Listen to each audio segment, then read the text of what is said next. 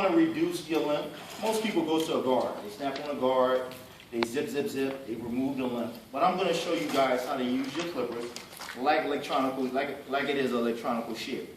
But we're going to use our comb because I like to see this. This is going to be my guide. I'm going to start right here in the middle, and I'm going to pull my tool all the way across the clip with the comb.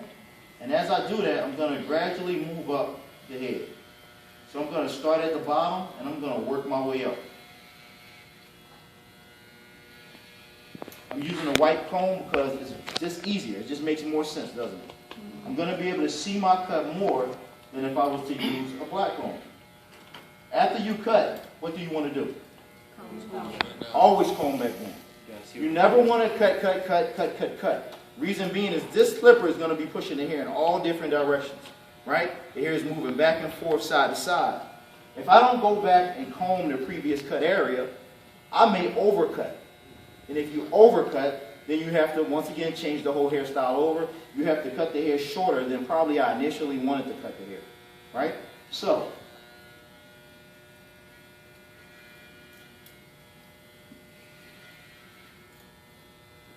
notice how I'm pulling the hair out in an angle, moving my comb upward, constantly moving my comb. Now, I like to leave the hair kind of shattered like this, and that helps me identify where I need to go next, right? Notice how this is shattered. This over here is pretty much untouched. So I know that my next approach should be over here, right? But when I'm grabbing this area, which is going to be my next area of cutting, I'm also grabbing a portion of my previous cut section. Does that make sense? Yeah. Right. Notice my hand position. You see how I'm kind of going up high and I'm straining? Right? This is a overhand technique. If I change the way that I'm holding my tool, I'll come under like this. It allows me to transition and go up higher on the head. Right? So, when you're lower, below the crest line, you want to have an underhand, right? When you go on top, when you below the crest line, you want to have an overhand. When you go above the crest line, which is right here, you want to switch it and come under like this. So here we go again.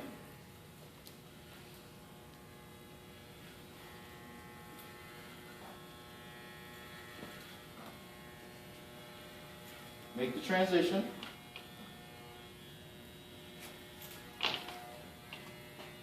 Comb the hair back down. You're going to teach us that trick too? How does that look? What'd you say? I said you're going to teach us that trick too. Oh yeah, you see how I flipped it? Alright, so that's going to be this section. That gave us a nice transition, a taper look, medium length, not too short, but we're going to gradually get shorter, right?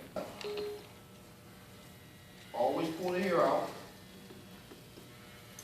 Never want to overcut one area, so my goal is to keep my comb moving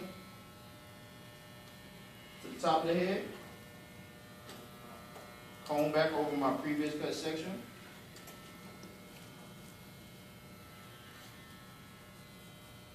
And of course, if we talked about how if you have a cowlick, sometimes that cowlick isn't noticeable until you cut the hair shorter, right? So this young lady right here had a cowlick in her hair. Sometimes it's not visible, it's not noticeable until I cut the hair shorter. But as I gradually go shorter, I'll start to see the cowlick, right? Sometimes you don't want to jump just into a short hairstyle. You want to gradually work your way down, right? So it's kind of like you're reducing the length. You're walking down in your steps. So once again, here we go.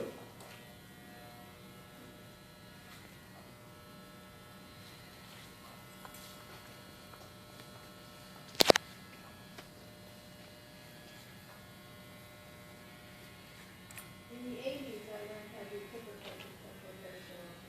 Say that again. In the 80s, when I was doing hair shows here for L'Oreal, and I did get clippers, and we took clipper classes at the hair fashion clinic. Okay. And I'm sitting here going, oh my God, I forgot all about You forgot all about it. Right. You know what? I'm going to be honest. When I was in a box and I wasn't able to do straight hair, I thought it was impossible to use my clippers on straight hair. I was afraid. I didn't have the confidence. But once again, after practicing with my mannequin here, I'm noticing that this tool right here is going to allow me to be quicker. It's going to allow me to cut and texture in one.